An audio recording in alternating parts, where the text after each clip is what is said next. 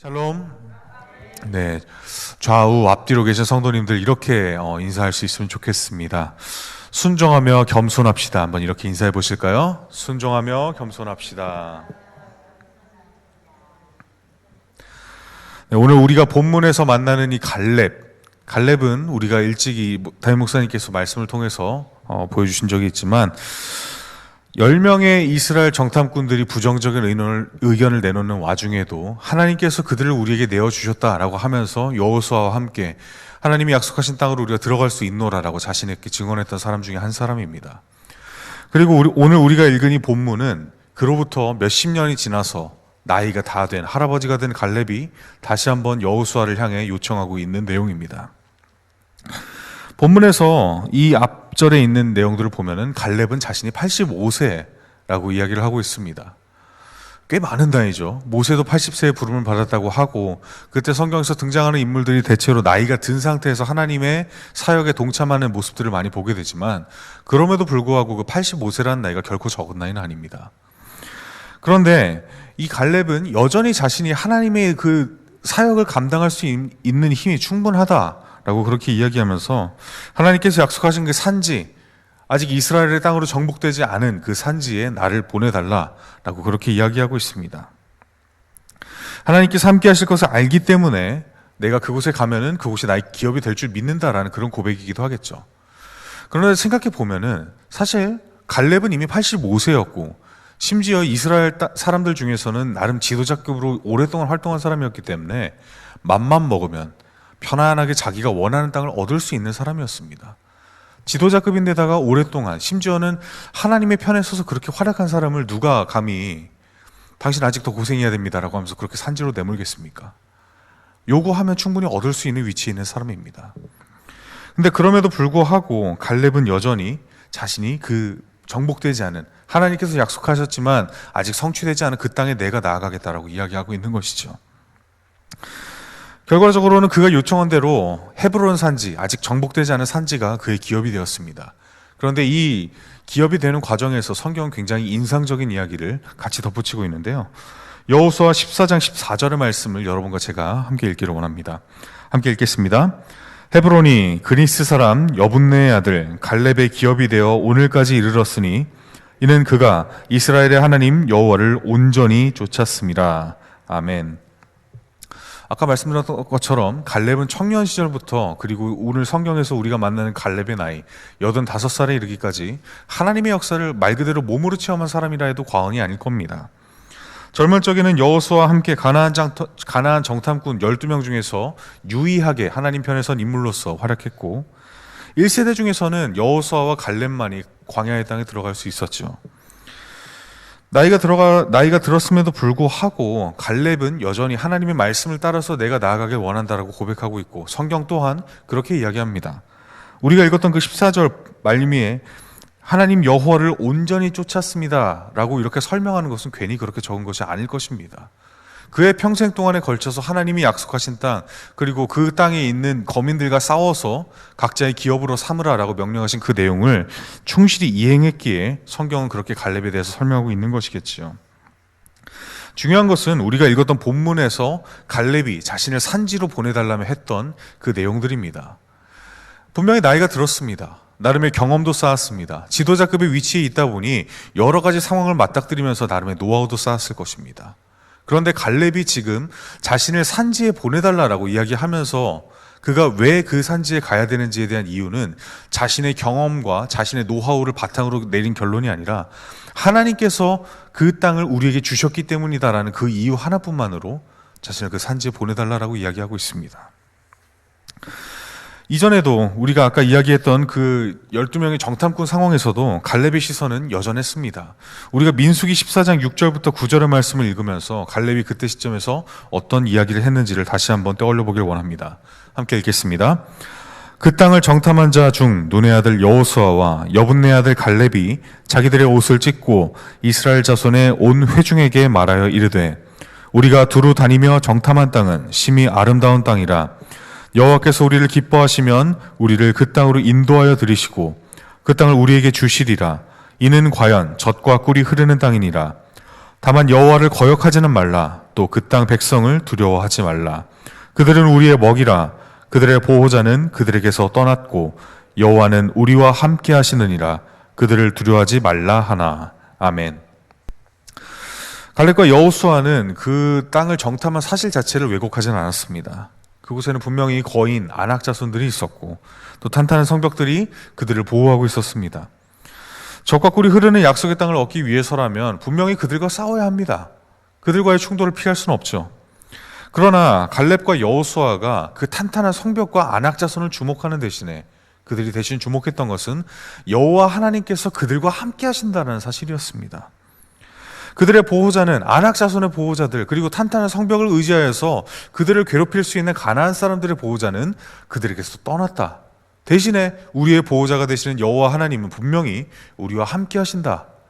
그러므로 두려워할 필요가 없다라고 그렇게 증언하고 있는 모습을 보게 됩니다. 하나님께서 이미 그들에게 승리를 주셨다는 것이죠. 남은 것은 그들이 하나님의 명령에 순종하는 일뿐이었습니다. 그리고 다시 본문으로 돌아와 보면 이 민수기에서 여호수아와 갈렙이 분연하게 이야기했던 그 시선 자체는 갈렙은 여전히 변하지 않고 보여주고 있는 그 시선을 바라보게 됩니다. 현실을 무시하는 것은 아닙니다. 여전히 그곳에는 안악 자손이 있고 튼튼한 성벽이 여느 가나안 성읍과 다르지 않게 남아 있습니다. 그러나 갈렙은 그가 청년 시절에 그들은 우리의 먹이다라고 자신 있게 이야기했던 그때의 시선을 거두지 않았습니다. 아니 어쩌면 하나님께서 그들에게 주신 승리를 경험하면서 그 믿음이 더욱더 공고해졌을지도 모르겠습니다. 여전히 그는 하나님께서 그 땅을 우리에게 주셨다라는 믿음을 거두지 않았고 하나님과 함께 내가 그 땅에 나아갔을 때 하나님께서 약속하신 대로 그리고 명령하신 대로 그 땅을 자신의 기업으로 삼을 것이라 자신하고 있습니다. 하나님의 말씀에 철저하게 자신의 시선을 맞췄기에 갈렙은 여호수아 앞에서 그렇게 고백할 수 있었고 또한 그것을 성취할 수 있었던 것이죠. 라디오를 듣다 보면은 여러분들 예전에 그 다이얼을 돌리면서 라디오 채널을 돌리시는 경험이 많았을 겁니다. 저도 어릴 적에 그런 식으로 라디오를 들었던 경험이 많은데요. 라디오 방송을 듣기 위해서 어떻게 해야 됩니까? 정해진 주파수의 그 바늘을 맞춰야 되죠. 지금도 이제 숫자에 맞춰서 뭐 99.1, 89.1, 106.9 그렇게 정해진 숫자에 맞춰서 주파수를 돌려야지 방송을 들을 수 있습니다. 그런데 이 방송의 주파수는 변하지 않습니다. 어딜 가든지 그 정해진 주파수로 맞춰서 그 숫자를 맞춰내야지만 내가 원하는 방송을 들을 수 있죠. 또 지역마다 정해진 주파수는 또 따로 있습니다. 서울에서 극동방송을 들으려면 106.9에 맞춰야 되는데 춘천이나 그런 강원도에서 극동방송 들으면 106.5에 맞춰야 됩니다. 이 사실은 모르셨죠? 지역에 따라서 그 정해진 주파수 숫자가 각자 다 다릅니다. 이게 멀어져서 그런 건지 아니면 지역에 따라서 상황이 다르니까 그렇게 된 건지는 모르겠지만 확실한 것은 정해진 숫자를 분명히 지켜야지만 내가 확실하게 선명하게 그 방송을 들을 수 있다는 것이죠. 마찬가지입니다. 우리가 하나님의 역사에 동참하기 위해서 우리가 해야 되는 일은 다른 것이 아니라 하나님의 말씀에 우리의 주파수를, 우리의 귀를 기울이는 일입니다. 하나님께서 우리에게 말씀하셨던 그것, 그리고 무엇보다 오늘 본문에서 우리가 만난 그 갈렙에게 하나님께서 말씀하신 것은 다른 것이 아니었습니다. 그 땅으로 나아가라. 내가 너와 함께 할 것이고 그 땅의 백성들과 싸워서 그 땅을 너희의 기업으로 삼아라. 그곳이 내가 약속한 땅이고 너희 기업으로 줄 땅이다라고 하나님은 분명히 그들에게 말씀하셨습니다. 갈렙은 그 사실을 의심하지 않고 자신의 생각보다는 그 뜻에 따라서 움직였던 것이죠. 각각의 위치에서 하나님과 함께하는 삶을 산다고 했었을 때, 그리고 또한 우리가 하나님의 명령을 따라 하나님의 나라를 확장하는 과정에 함께한다고 했을 때 명심해야 되는 전제는 딱 한 가지입니다. 하나님의 방향과 목표는 내가 아니라 하나님이 아신다라는 것입니다. 그리고 하나님의 뜻은 선하시고 우리를 위해서 하나님께서 주실 수 있는 가장 좋은 방법입니다. 분명 우리가 살아갈 때 우리의 일상에서 우리는 판단하기를 우리의 경험과 생각, 보고 듣고 느끼는 바를 통해서 판단하곤 합니다. 그리고 그것이 많은 경우 틀리지 않습니다. 실질적으로 우리가 인간관계를 가졌을 때 우리는 우리가 그동안 쌓았던 경험들을 통해서 이 사람과 관계를 가졌을 때 나에게 이득이 될 수 있을 것인가? 이 사람이 나에게 좋은 사람일까? 혹은 나쁜 사람일까? 내가 이렇게 행동했었을 때 좋은 결과가 나올까? 나쁜 결과가 나올까? 라는 것의 대부분을 우리가 배웠던 것들 혹은 여러분들이 경험하셨던 것을 토대로 판단하게 되죠. 그러나 그 모든 경험과 판단을 토대로 내리는 결정 자체는 과거에 기인한 겁니다. 미래는 예측할 수 없습니다. 그리고 현재는 우리가 인식하는 순간 이미 과거가 되어버렸습니다. 남은 것은 우리가 예측하기 어려운 불확실한 미래뿐이죠. 하나님께서 우리에게 당신의 동역자로서 우리를 세우셨었을 때 하나님은 미래에 어떤 일이 일어나실지 이미 알고 계시지만 우리는 반대로 미래에 어떤 일을 하나님께서 우리에게 보여주실지 전혀 알 수 없습니다. 단지 우리가 그 일을 행하면서 그동안 어떤 결과들이 나왔고 이 일들을 했었을 때 우리에게 어떤 영향이 있었는지를 경험으로 알고 있기 때문에, 혹은 우리가 일상 속에서 보냈던 그 경험들을 교회로 그대로 가져와서 이때는 이런 일들이 있었는데 아마도 똑같이 일어나지 않을까? 라는 예측을 가지고 그 일을 다룰 뿐이죠. 결과적으로 본다면 하나님께서 우리에게 품고 계신 뜻과 정확히 일치하지 않을 수도 있다는 얘기가 됩니다. 하나님의 영광을 드러내기 위해서는, 정확히 얘기해서 하나님의 쓰임받는 사람으로 우리가 살아가기 위해서는 내가 원하는 바에 앞서서 하나님께서 뜻하신 일에 대한 순종을 우선해야 됩니다. 사울이 사무엘로부터 하나님의 말씀을 받아 아말렉을 정벌했던 그 순간을 한번 기억해 보십시오.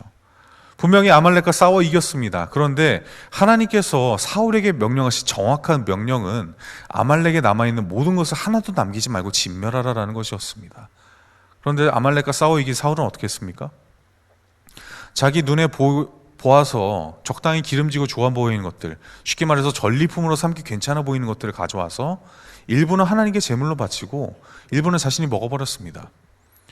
사무엘이 와서 분명히 하나님께서 아말렉의 모든 것을 진멸하라 하셨는데 왜 내가 보이는 것에 아말렉의 남은 것들이 보이고 있느냐라고 항의하자 내가 보기에 좋아 보이는 것들을 하나님께 제물로 바치고자 했다라는 말도 안 되는 변명을 남깁니다. 그때 우리가 잘 아는 사무엘의 항변이 나오죠. 하나님께서 제사보다 순종을 기뻐하신다는 것을 알지 못하느냐라고 사무엘은 분명하게 이야기합니다. 그리고 사울 왕국의 왕좌가 하나님께서 거두어 가시고 다윗이 그 왕이 될 것을 분명하게 이야기하죠. 하나님의 나라를 대신 다스리라라고 했던 그 사울이 하나님의 명령을 따르지 않았을 때, 나라를 하나님의 뜻대로 이끌어야 되는 사울이 하나님께서 바라시는 나라의 모습을 이루지 못했을 때 나타나는 결론은 딱 한 가지였습니다. 하나님께서 촛대를 옮겨버리신 겁니다. 여러분, 하나님의 도구로 쓰임받기를 원하십니까? 하나님의 사역에 참여해서 복음의 역사가 일어나는 현장에 여러분이 그 한 축이 되기를 바라십니까? 만약에 그렇다면 우리가 해야 되는 일은 하나님의 부르심에 예민하게 반응하는 일인 한편, 또 하나님의 부르심에 대해서 내 생각이 먼저가 될 것이 아니라 하나님께서 우리에게 주시는 생각이 먼저 되기를 구해야 되는 일인 줄 믿습니다. 예수님께서 그분을 먼저 보여주셨습니다. 영광된 형체를 버리시고 겸손하게 사람의 몸을 입어서 이 땅에 오셨고, 그리고 하나님의 뜻에 순종하셔서 십자가에 달려 죽으셨습니다. 그 죽음 때문에 우리는 죄로부터 구원을 얻었고 하나님의 자녀가 될 권세를 입었지요. 땅끝까지 이르러 그 복음의 증인이 된다라고 하는 것은 무엇보다 그 겸손과 순종의 모습의 증인이 된다는 얘기인 것 진배 없습니다. 예수님께서 어떻게 순종하셨는지, 또 살아가면서 어떻게 겸손한 모습을 보이셨는지 그 모습을 증언하는 한편 우리의 삶으로 예수님의 삶을 똑같이 따라가려는 모습들을 보여야지만이 복음의 진정한 능력이 살아나고 하나님의 나라가 확장되는 역사가 일어날 줄 믿습니다. 다시 한번 본문으로 돌아와서 여호수아 앞에서 갈렙이 그렇게 이야기하는 겸손과 순종의 모습은 하나님을 기쁘시게 하기에 충분했습니다.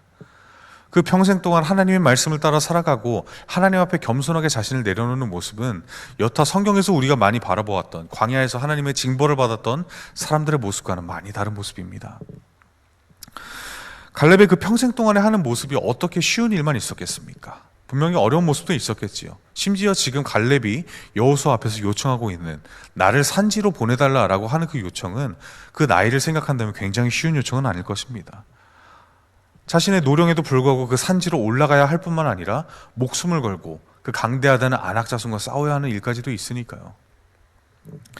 그러나 그럼에도 불구하고 갈렙이 그곳으로 나아갈 수 있었던 이유는 다른 것이 아닙니다.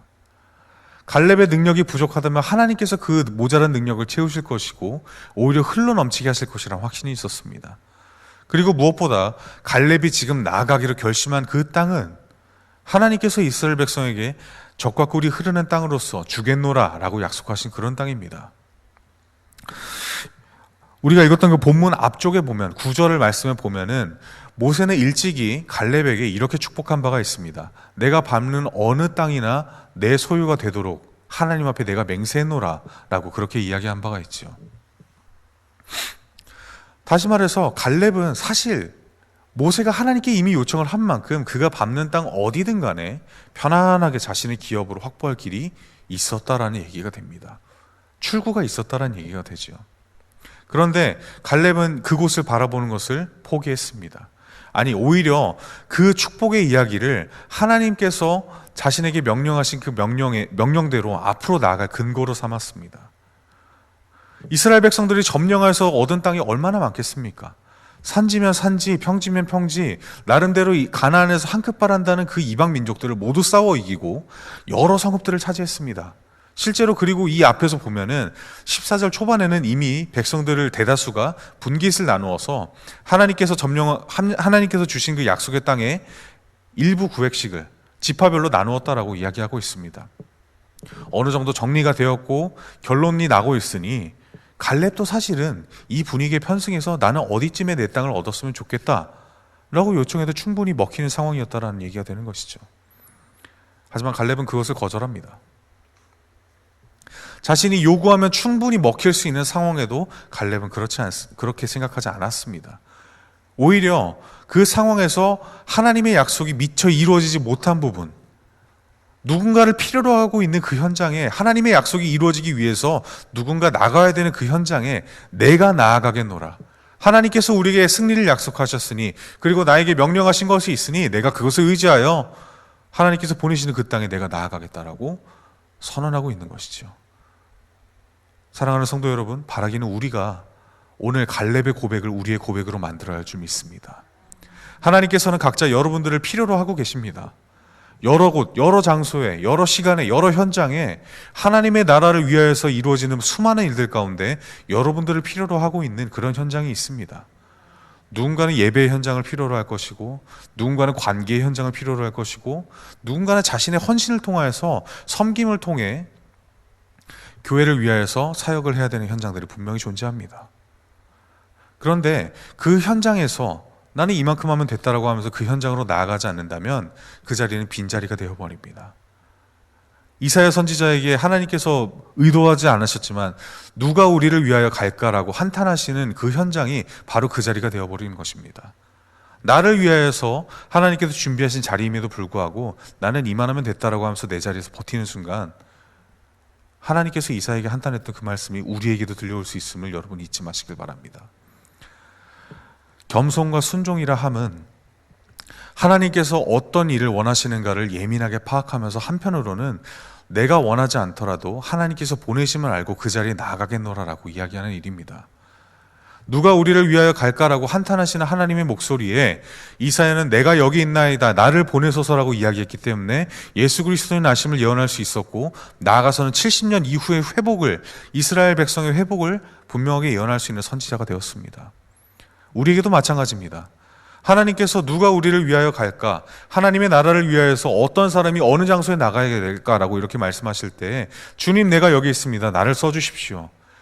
내가 만약에 모자란 부분이 있다면 하나님께서 그것을 채워주실 것을 믿습니다. 만약에 내가 힘들다면, 그 일을 감당하기에 부족하다면 하나님께서 나를 들어 쓰셨으니 내가 생각하는 것보다, 내가 생각하는 나보다 더 큰 나를 만드시고 그렇게 완성하실 줄로 믿습니다 라고 하면서 나아가는 역사가 있을 것입니다. 실제로 우리가 많은 믿음의 선배들을 바라보면서 그런 역사가 있음을 이미 보아하지 않았습니까? 우리가 하나님의 말씀에, 우리에게 들려주시는 그 하나님의 주파수에 제대로 숫자만 맞춰 놓는다면 하나님은 언제고 그 주파수에 나오는 방송을 통하여서, 우리에게 들려주시는 말씀을 통하여서 우리를 완성시키시고 성장시키시고 우리를 도구로 쓰셔서 하나님의 놀라운 역사를 이루실 준비가 이미 되어 있으신 분이십니다. 바라기는 우리 모두가 사울이 그랬던 것처럼 이만하면 됐다, 내 만족을 채우자라고 하면서 하나님의 촛대가 옮겨지는 그런 실수를 벌이시는 분이 한 분도 없기를 소망합니다. 그 하나님의 주파수에 또한 0.1이라도 위나 아래로 내리지는 말아야 될 것입니다. 라디오 주파수를 하다 보면은 조금만 이렇게 틀어지면은 바로 소리가 흐트러지죠. 방송하는 소리는 들리는데 가끔가다 이 소리가 정확히 어떤 소리인지 알아듣기 어려운 상태가 종종 있습니다. 그럴 때는 어떻게 해야 됩니까? 단순하죠. 주파수를 다시 제대로 맞추면 됩니다. 우리에게 정해져 있는 그 정확한 숫자에 다시 한번 그 숫자를 맞추면 되는 겁니다.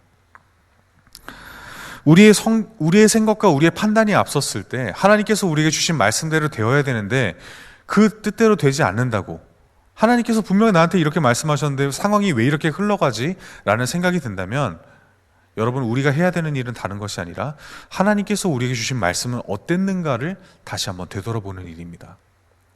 갈렙이 지금 나를 산지로 보내달라고 하면서 이야기하는 그 내용 속에는 자신의 생각이나 자신의 판단이 전혀 들어있지 않습니다. 오로지 하나님께서 이전에 이스라엘 백성을 위하여서 말씀해 주셨던 내용과 그리고 모세를 통하여서 자신에게 약속된 그 내용 이외에는 아무것도 들어가 있지 않습니다. 우리가 만약에 하나님의 일을 하기를 원한다면, 그런데 그 일이 우리가 원하는 바대로 우리의 기쁨이 되지 않고 전혀 이상한 방향대로 흘러간다면 우리가 제일 먼저 해야 되는 것은 바로 그것이 될 것입니다. 하나님께서 우리에게 말씀하신 대로 우리의 일이 흘러가고 있었는가? 혹은 우리의 생각과 우리의 판단이 하나님께서 말씀하신 일에 먼저 나아가고 있지는 않았는가? 많은 경우 하나님의 일이 분명히 하나님의 일이라고 하면서 참여하고 우리가 열심으로 그 일에 동참했는데도 제대로 이루어지지 않는다면 대다수의 경우는 우리의 생각과 우리의 판단이 우선했기 때문입니다. 세상을 살아간다면 그것이 틀린 일은 아닐 겁니다. 살다 보면은 어머니 아버지의 그 조언들이 젊을 적에는 왜 저렇게까지 해야 되나라고 하지만 그게 맞았구나라고 깨달을 때가 종종 있죠. 경험과 노하우를 절대 무시할 수 없다는 얘기입니다. 그동안 쌓아온 경력이 있고 경험이 있고 노하우가 있으니 삶을 살아갈 때 필요한 지혜가 되는 것이고 그리고 원숙함이 되는 것이죠. 그런데 그것이 교회까지 그렇게 똑같이 끌고 들어온다면 자칫 잘못하다간 하나님의 생각을 더 씌워버리는 실수를 범하게 되는 겁니다. 솔로몬이 그러했고 히스기야가 그러했습니다. 이스라엘 역사상 가장 부강한 나라를 이루었다는 솔로몬은 나중에 가서 이만하면 됐다라고 하면서 하나님께서 그에게 원래 어떤 이유 때문에 지혜를 주셨는지를 잊어버리고 자기 원하는 대로 살다가 나라를 둘로 쪼개는 비극을 맞게 됩니다. 히스기야는 하나님께서 아수르가 쳐들어오는 그 순간에 하나님께서 함께해 주시고 보호해 주신 그 놀라운 역사를 경험했음에도 불구하고 바빌로니아 신하들이 대체 어떻게 아시리아를 그렇게 물리칠 수 있었느냐라고 왔을 때 자기 무기고를 열어주고 창고를 보여주면서 보여주지 말아야 되는, 하나님께서 함께 하셨기에 그 나라를 보호할 수 있었다라는 그 비밀조차도 아무렇지도 않게 넘겨버립니다. 그들의 경험과 그들의 노하우가 하나님께서 계셨기에 그렇게 가능했다라는 사실들을 묻어버린 것이죠. 최소한 우리가 지금 오늘 읽었던 그 본문에서 갈렙만큼은 그러지 않은 것을 봅니다. 그리고 그러했기에 우리가 읽은 그 12절 본문 넘어 14절에 하나님의 말씀을 온전히 쫓은 갈렙이 헤브론 땅을 자기의 기업으로 삼았다라고 성경이 분명히 적고 있는 것을 보게 되는 것이죠. 여러분, 마지막의 마지막 순간까지 하나님의 명령에 대하여서 겸손과 순종으로 함께하는 우리 모두가 되기를 소망합니다. 하나님께서 주신 약속의 땅으로 나아갈 때 하나님은 분명히 우리에게 승리를 주실 준비가 이미 되어 있습니다. 그리고 승리를 이미 주셨습니다. 그런데 중요한 것은 그 과정 속에서 하나님께서 우리에게 함께 하시고 또 원하시는 바를 끝까지 놓치지 말아야 된다는 사실입니다.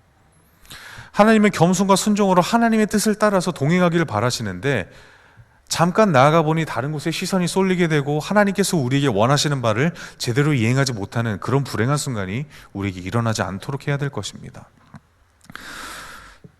주일에 목사님께서 말씀하셨지요. 안주하면 죽는다라고. 바울은 분명히 이야기합니다. 자신이 잡은 줄로 여기지 않고 마지막 순간까지 그 표대를 향해서 달려갈 것을 고백했지요. 갈렙도 마찬가지입니다.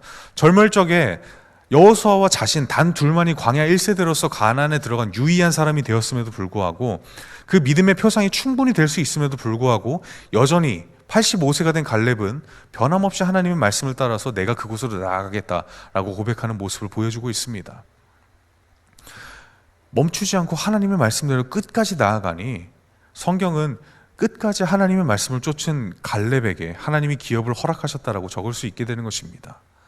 여러분, 바라기는 우리 모두가, 하나님의 말씀을 받은 우리 모두가 마지막 순간까지 하나님의 말씀을 쫓아 각자 하나님께서 허락하신 기업을 여러분들의 기업으로 삼았노라라고 간증하는 그런 역사가 있기를 소망합니다.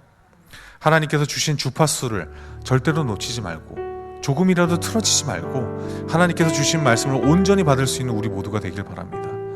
그래서 나의 생각보다 그리고 나의 경험과 노하우보다 하나님의 말씀을 우선하고 그곳에 겸손히 순종하는 모습으로 우리의 삶이 곧 그리스도의 향기를 풍기는 그런 삶을 사시기를 소망합니다. 함께 기도하겠습니다.